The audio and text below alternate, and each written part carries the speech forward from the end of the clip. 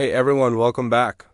Today we're diving into a really fascinating story from the book of Genesis, one that teaches us a lot about relationships, wealth, and making wise choices. It's the story of Abram and his nephew Lot. So, picture this. Abram and Lot have just returned from Egypt. They're not just scraping by. They are incredibly wealthy. The Bible tells us Abram was rich in livestock, silver, and gold. And Lot, who was traveling with him, was also doing very well with his own flocks, herds, and tents. They were a powerful, prosperous family unit on the move.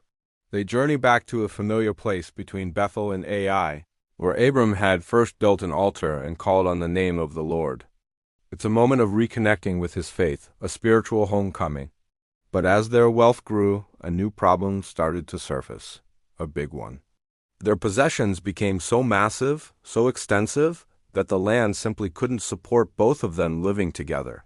Imagine two huge companies trying to operate out of the same small office. It just doesn't work.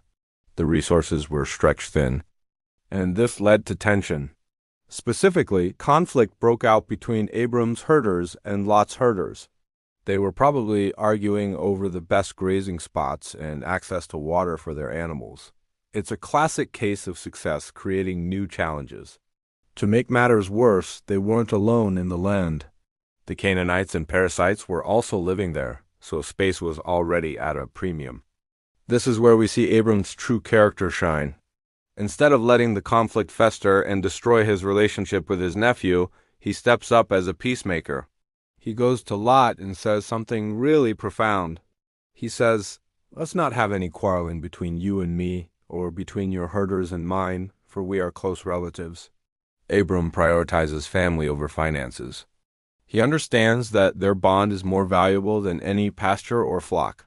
So he proposes a solution, and it's an incredibly generous one. He tells Lot, "Is not the whole land before you? Let's part company. If you go to the left, I'll go to the right. If you go to the right, I'll go to the left." Think about that for a second. Abram, as the elder and the patriarch, had every right to choose first. He could have taken the best land for himself, but he doesn't. He humbly gives Lot the first choice, showing incredible grace and a desire for peace above all else. This act of selflessness sets the stage for the rest of their stories. What choice will Lot make? And what does this teach us about handling conflict in our own lives? We'll explore Lot's decision and its consequences in our next video.